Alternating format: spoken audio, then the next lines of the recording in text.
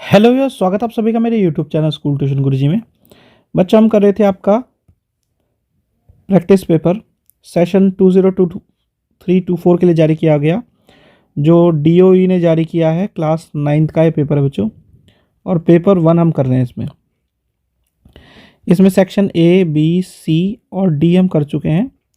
आज करेंगे ई को। तो चलिए बच्चों, बिना टाइम वेस्ट के शुरू करते हैं अपने क्वेश्चन आंसर्स को। तो बच्चों, इसमें क्वेश्चन नंबर 37 देख लेते हैं। क्वेश्चन नंबर 37 क्या कहता है? Mixture was constituted by more than one kind of pure form of matter known as substance. A student mixes salt and egg white in two separate beaker A and B respectively filled with water. They pass a beam of light through the mixture in the beaker in dark and observe that the path of light is visible in one beaker only.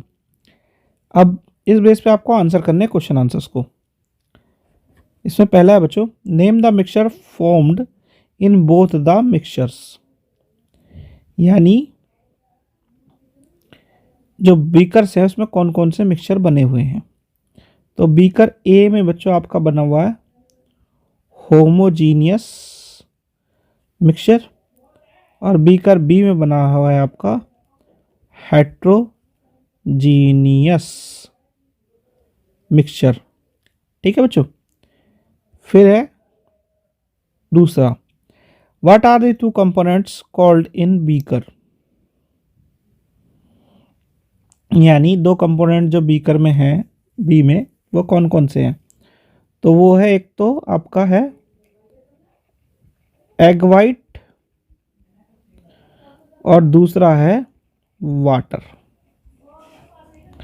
ठीक है बच्चों। C में है, why the path of light is visible only in beaker B. तो एक simple way में समझ लीजिए बच्चों, जब सॉल्ट और वाटर का सॉल्यूशन बनेगा तो वो यूनिफॉर्म इन नेचर होगा, ठीक है, होमोजीनियस होने की वजह से। लेकिन जब बनेगा बीकर बी की बात करेंगे तो वो non uniform composition in nature होगा और हेट्रोजीनियस होगा। तो यही कारण है कि path of light is visible only in beaker B बच्चों। इसका और वाला पार्ट देख लेते हैं बच्चों। Can the solute particles of mixture formed in beaker A B separated, explain. तो जो सॉल्यूट पार्टिकल्स हैं बीकर ए में, उसे सेपरेट किया जा सकता है, और सेपरेट करने के लिए फिजिकल प्रोसेस यूज़ कर सकते हैं। एक एग्जांपल है इसका बहुत अच्छा, इवेपोरेशन, जिसे हम वाष्पन कहते हैं बच्चों। ठीक है, चलिए आगे बढ़ते हैं। अब क्वेश्चन नंबर 38 देख लेते हैं। तो बच्चों, क्वेश्चन नंबर 38 है, the form of energy can be change from one form to another whenever energy gets transformed the total energy remains unchanged. This the law of conservation of energy is valid in all situations and all kinds of transformation. Thus during motion of the sum of the potential energy and kinetic energy of the object would be same at all point, that is potential energy plus kinetic energy is equal to constant and is called mechanical energy. तो ये paragraph base आपके question है, थोड़ा सा समझ करके इनको answer देना होता है बच्चों। कई बार आपको पैराग्राफ में से आंसर मिल जाएगा, जैसे कि इस वाले केस में मिल रहा है। कई बार आपको थोड़ा समझना पड़ेगा, जैसे कि ऊपर वाले में देखा था हमने। अब इसमें क्वेश्चन है बच्चों, state law of conservation of energy. तो अब क्या करना है, ये यहां से लेकर के the form of energy can be change from one form to another whenever energy gets transformed. तो इसे क्या कहते हैं बच्चों, law of conservation of energy. अगर आप इस तरह भी इतने को भी लिख देंगे तो आपको पूरे नंबर मिल जाएंगे। वैसे आपको पता ही है इसका law of conservation of energy क्या कहता है, energy can neither be created not be destroyed but one form of energy can be converted into another form of energy. ठीक है ना, तो थोड़ा सा आपको समझना पड़ेगा। फिर इसके बाद इसका बी पार्ट क्या कहता है, if mechanical energy of working system is 800 joule and the kinetic energy is 389 joule, then what will be the potential energy of that system. तो यहाँ पे देख लीजिए, मैकेनिकल एनर्जी क्या दिया है, सम दिया है पोटेंशियल और काइनेटिक एनर्जी का। तो आपका क्या हो गया, M E is equal to P E plus K E. अब हमें क्या निकालना है, पी ई निकालना है, पोटेंशियल एनर्जी निकालना है। तो potential energy is equal to M E minus K E, तो ये कितना होगा 800 माइनस 389 इज इक्वल टू 411 जूल। ठीक है, ये आपका आंसर हो गया। फिर है C, an object of mass 20 kg drop from a height of 5 metre, calculate the potential energy, list the factor on which the potential energy of an object depend. तो potential energy का formula आपका P E is equal to M गुणा g गुणा H.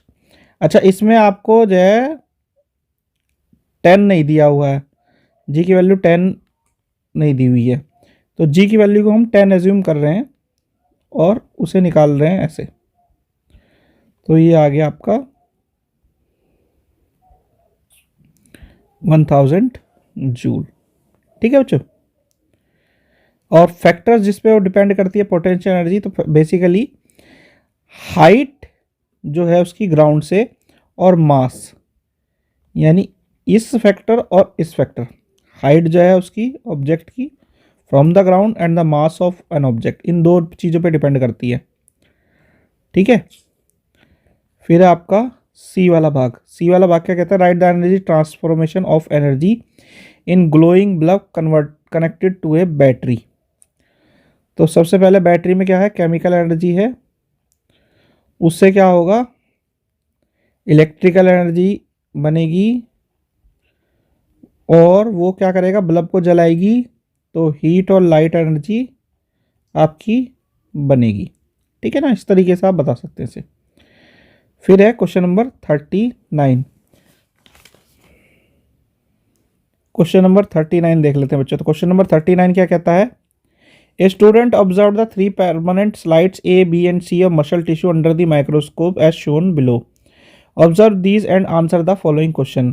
पहला है आपका क्या, identify the names and the following muscle tissues which they observe under the microscope.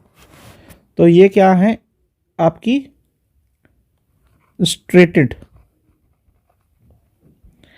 ये स्ट्रेटेड मसल्स हैं, ये कार्डियक मसल्स है आपकी, और ये है स्मूथ। जब आप पैटर्न देखेंगे तो आपको थोड़ा सा आपके यहाँ बुक्स में जो फिगर दी हुई हैं उसके बारे में याद आएगा। इसका बी भाग देख लेते हैं बच्चों, which of the above muscles is voluntary and involuntary in nature. तो वॉलेंट्री और इनवॉलेंट्री मसल्स बेसिकली कैसी होती हैं, एक जो अपने आप काम करती है और एक जो काम करती है आपकी इच्छा पे। ठीक है ना, तो उस हिसाब से क्या हुआ, हमारे जो कंट्रोल में के हिसाब से या इच्छा के हिसाब से काम कर रही है, तो ए आपका वॉलेंट्री और ई और सी ये दोनों आपका इनवॉलेंट्री। फिर है सी वाला part, write two characteristic of muscles P. तो ये क्या है, ब्रांच्ड है, सिलेंड्रिकल है, यूनिन्यूक्लिएटेड है, रेसिस्टेंस टू फटीग है। ठीक है, फिर आपका इसका और वाला भाग, for the movement of muscles are attached to the bone with the help of a connective tissue, name that muscles and the connective tissue. तो जो मूवमेंट ऑफ मसल्स अटैच होती है वो कनेक्टिव टिश्यू कहलाता है, स्ट्रेटेड मसल्स जो होती है वो उसके थ्रू होता है, और जो टेंडन होता है उसमें वो जोड़ने का काम करता है इसे। ठीक है बच्चों, तो बच्चों ये वाला पार्ट होता है वीडियो का ये कंप्लीट। आशा करता हूँ आपको वीडियो अच्छी लगी होगी। Thank you.